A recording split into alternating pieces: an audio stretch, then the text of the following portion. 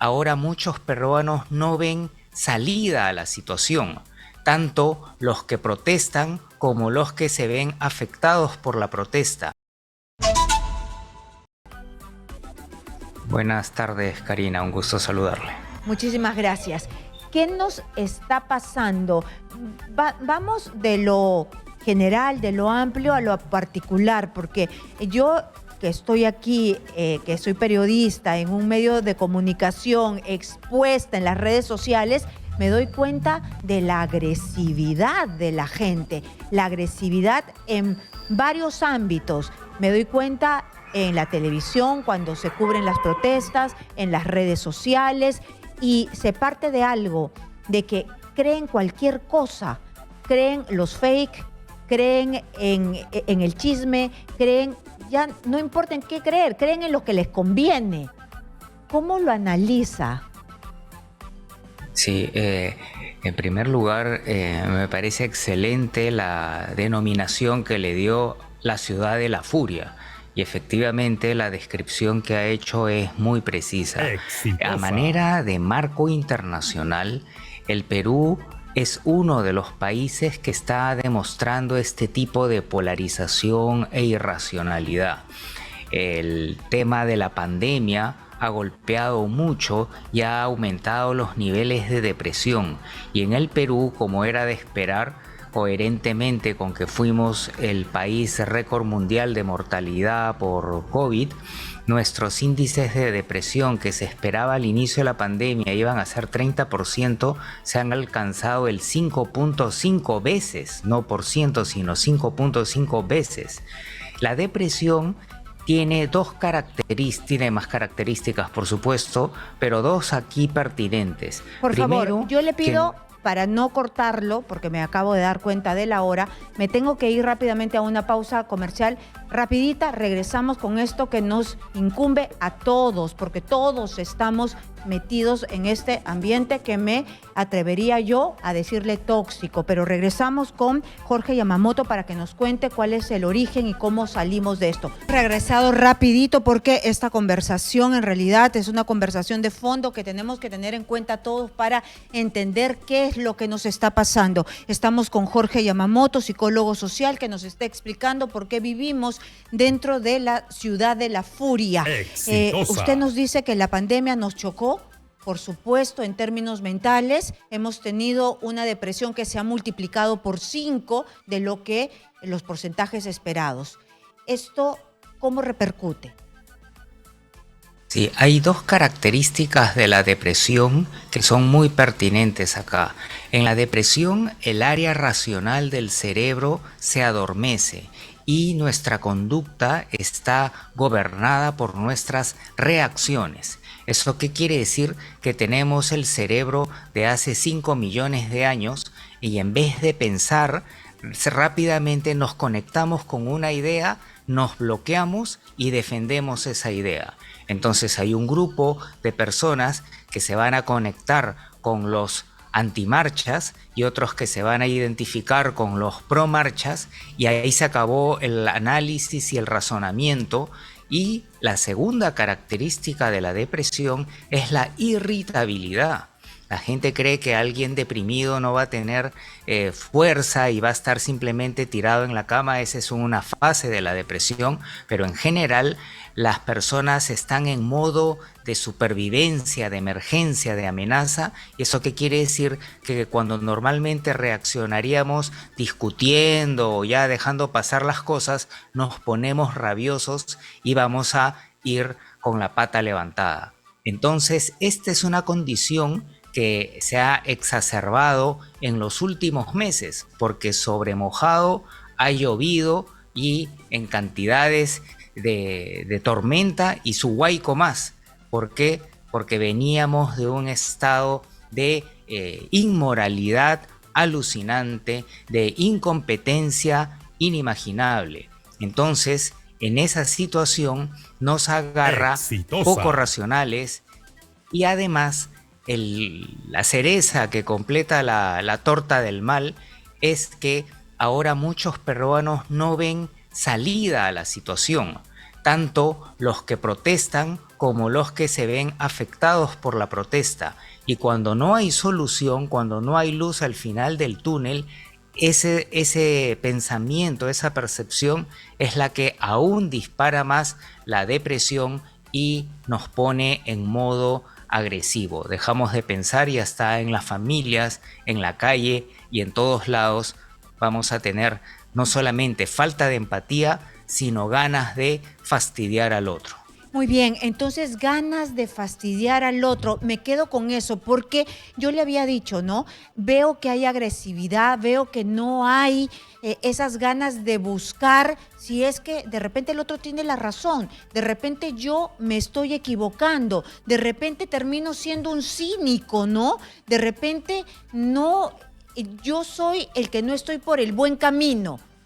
¿Por qué nos está pasando esto? Ya entendí que usted me dice que éramos una olla de presión, nos ha caído esta depresión y no vemos pues este camino a la salida.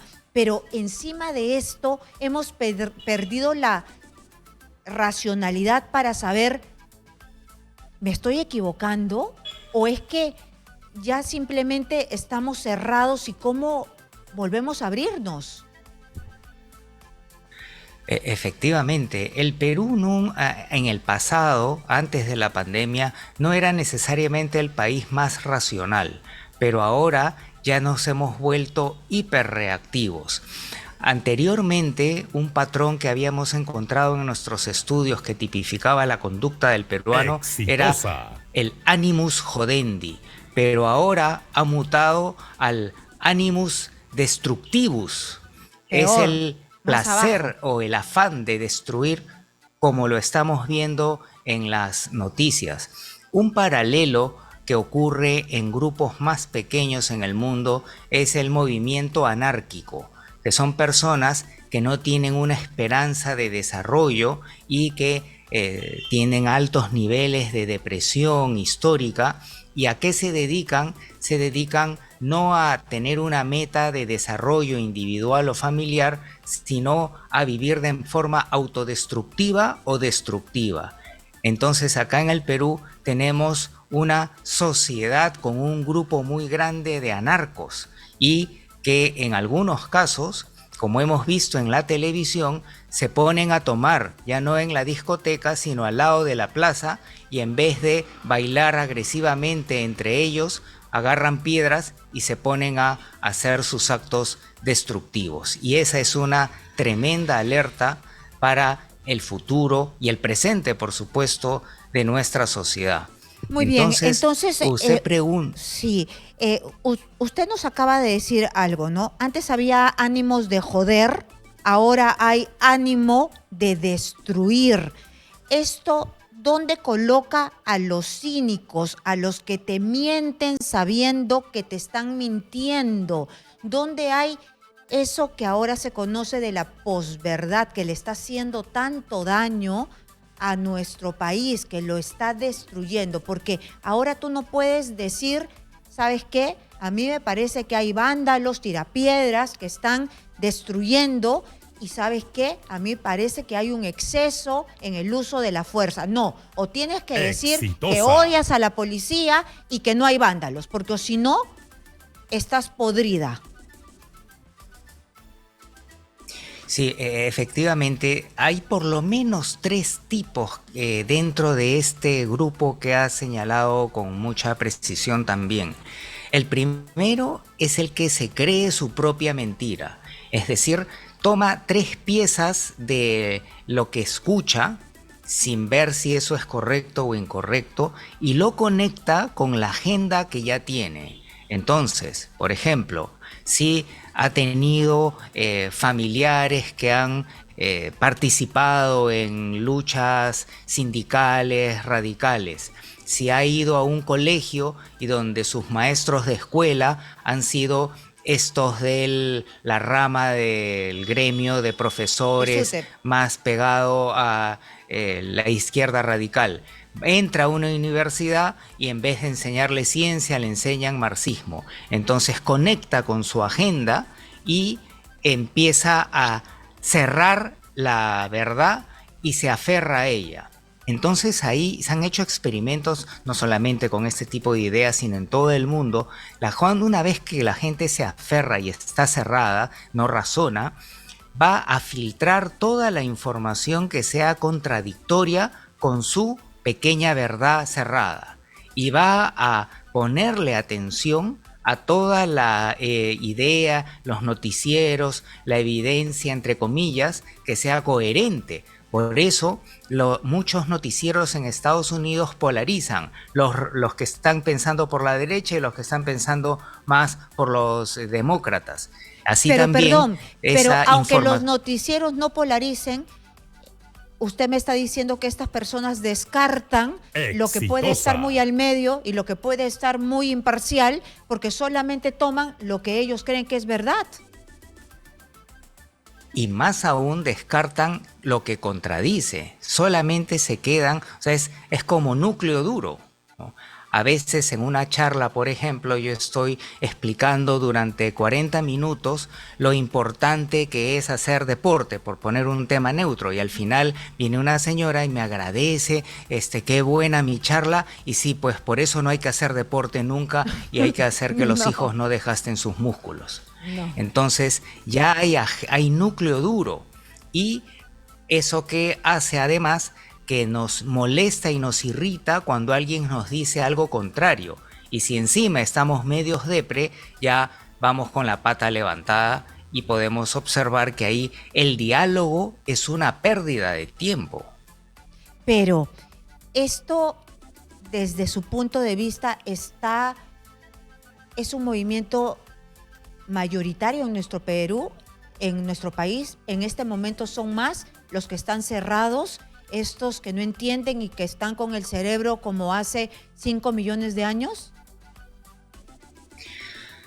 De acuerdo a evidencia indirecta, porque no hemos hecho un estudio en este momento, nuestra hipótesis es que hay una enorme mayoría de peruanos que está polarizado, solo que unos están polarizados más a favor y otros más en contra. Esto es como las elecciones, que termina siendo 49-51, y hay un grupo de personas más o menos razonables, pero que no mueven la aguja. Pero lo interesante es que dentro de todo este grupo polarizado están aquellos que han sido naturalmente polarizados Exitosa. y hay otros que han sido intencionalmente polarizados, porque ya las noticias sistemáticamente nos indican que hay una organización, que circulan panfletos, que se le paga a la gente para que diga algo.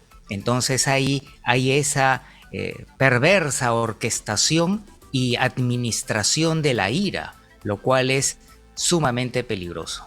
Ustedes que estudian los fenómenos sociales, la mente humana, los sociólogos, los fenómenos sociales y que son disciplinas que trabajan paralelamente, se han podido dar cuenta en sus hipótesis y que no podemos caer en la inocencia de que sí hay movimientos, y no solamente aquí en el país, sino internacionales, que manejan la manipulación de la gente con panfletos, con financiamiento, para uno y otro lado.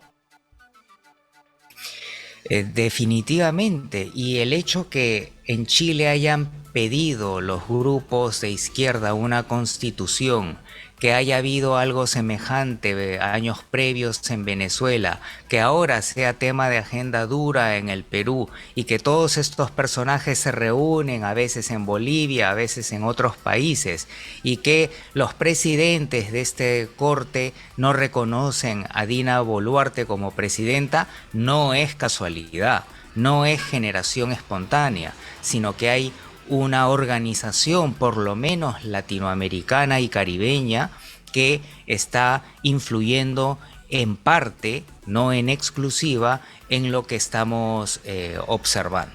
No quiero cerrar esta interesante conversación, que daría para horas y horas, pero sin saber cuál es la salida, porque parecemos que si nosotros somos el reflejo del Congreso de la República, que allí darían vueltas de por vida sin terminar nunca.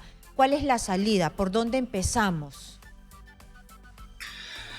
Bueno, hay varias salidas, pero la que podría ser más de corto plazo y relativamente rápida de implementar es, número uno, selección de personal. O sea, el Congreso y las elecciones presidenciales, por la manera como se eligen, está trayendo cada vez los peores ciudadanos en moralidad y en competencia. ¿Por qué? Porque hay un sistema de selección inadecuado.